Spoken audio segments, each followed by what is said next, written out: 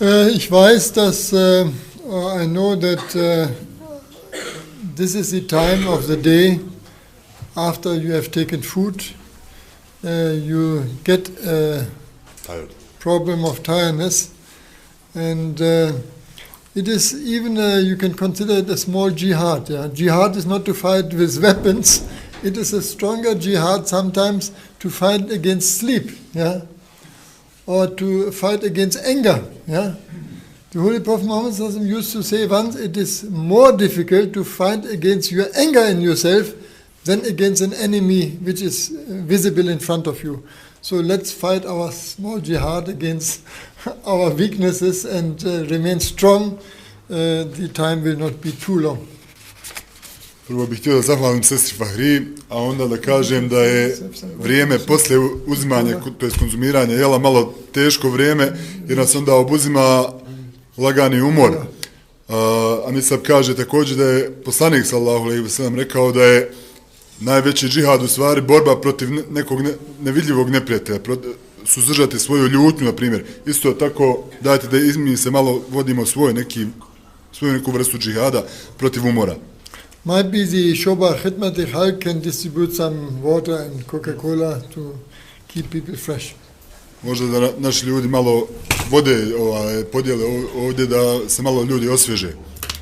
So meanwhile we will move over to the next speech. The topic is the secret, you can say, the secret about the success of the Ahmadiyya Muslim Jamaat. Sada ćemo lagano prijeći na naš sljedeći govor, a tema je tajna uspjeha Ahmadiyya Muslim Jamaata.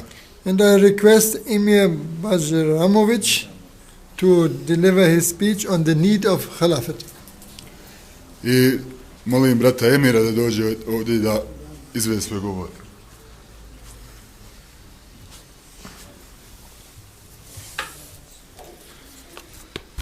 أشهد أن لا إله إلا الله وحده لا شريك له وأشهد أن محمدا عبده ورسوله أما بعد فأعوذ بالله من الشيطان الرجيم بسم الله الرحمن الرحيم.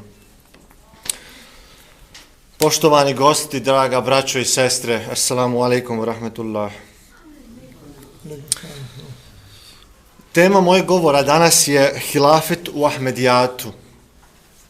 Arapska riječ hilafet, iz koje je izvedena riječ halifa, znači onaj koji je došao nakon ili on stoji umjesto.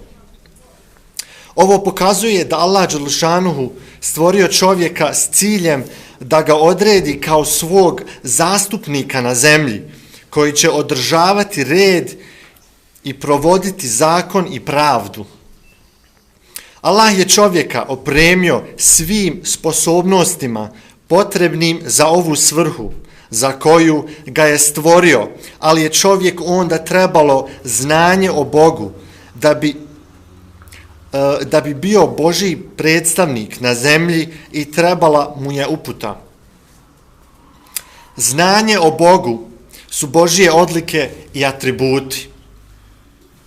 Tako da čovjek može spoznati svog stvoritelja i da može ugledati na njega i postići njegovu blizinu.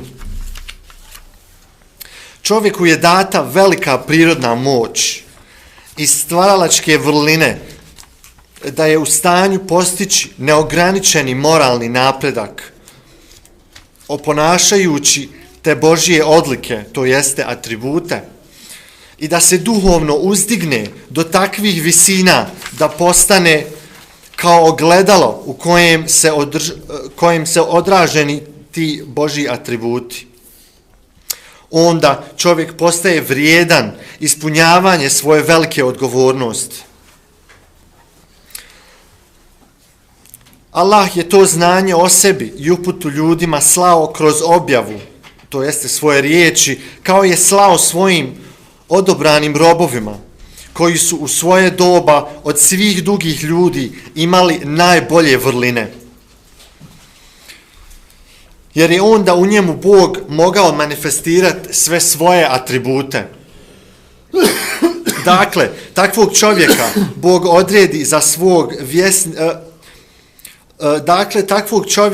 odredi za svog vjesnika ljudima, tako da onda i njih uzdigne do najviših moralnih i duhovnih nivoa kroz slijeđenje njegovog uzora i da ih onda osposobi da formiraju zajednicu koja kao jedna cjelina zaslužuje da bude predstavnik jednog Boga na zemlji.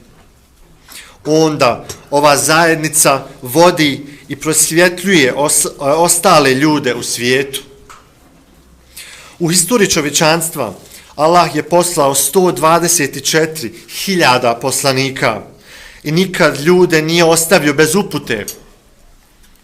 Kad god je mrak zavladao svijetom i kad god bi ljudi izgubili duhovni odnos sa svojim stvoriteljem, Allah je uzdizao poslanika da ih reformiše i da on mu je objavljavao sve znakove ili drugim riječima svoju religiju da ih pouči kao da ga obožavaju i da imaju živ odnos s njim.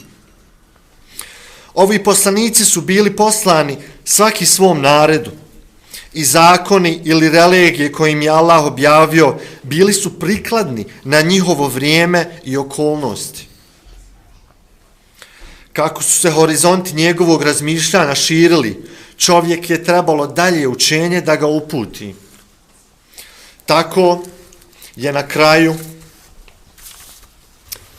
kad je dostigao posljednji stadij svog razvoja, Bog poslao svoj konačan univerzalni zakon. Taj univerzalni zakon za sva buduća vremena. Takav zakon je morao biti poslan savršenom čovjeku. Časni poslanik Muhammed sallallahu alejhi ve sellem bio je jedina osoba kadra i sposobna da mu bude povjerena objava najsavršenijeg i konačno zakona, zato što nijedan drugi čovjek nije bio nadaren ovim vrlinama, neophodnim za puno i prikladno ispunjenje ove velike odgovornosti. Ova poruka nije više bila za neko određeno vrijeme ili za određenu grupu ljudi. Ova poruka nije bila više za jednu grupu ljudi ili za jedno određeno vrijeme, nego za cijelo čovječanstvo, za sve ljude i za sve vremena koja dolaze. U ovoj Božjoj objavi, to jeste u časnom Kur'anu, sadržane su sve upute. Sve upute koje čovjek uopće može trebati. U njemu su sadržana previđanja i obećanja o budućnosti za one koje slijede ove upute i naredbe. Zatim upozorenja za one koji obijaju i one koji stvaraju nered među Božjom stvorenjima. Te historijska iznošenja primjera ranijih naroda kao pouka za nas. Allah je između ostalog obećao vjernicima koji čine dobra djela da će ih učiniti nasljednicima na zemlji. Za ovo je Allah naredio vjernicima da obavljaju namaz i daju zekat i ispunjavaju ostale dužnosti muslimana. Te da u svim stvarima budu poslušni Allahu i njegovom poslaniku. Kad oni ispune ove uvjete, bit će im darovan blagoslav i dar halifata i oni će biti učinjeni vođama naroda.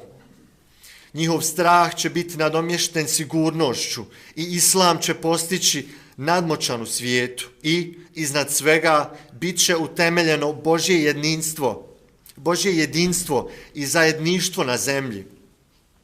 Takvi ljudi će sami predstavljati Božje atribute i stvarati mir i širiti pravdu među ljudima i širiti zajednicu takvih ljudi.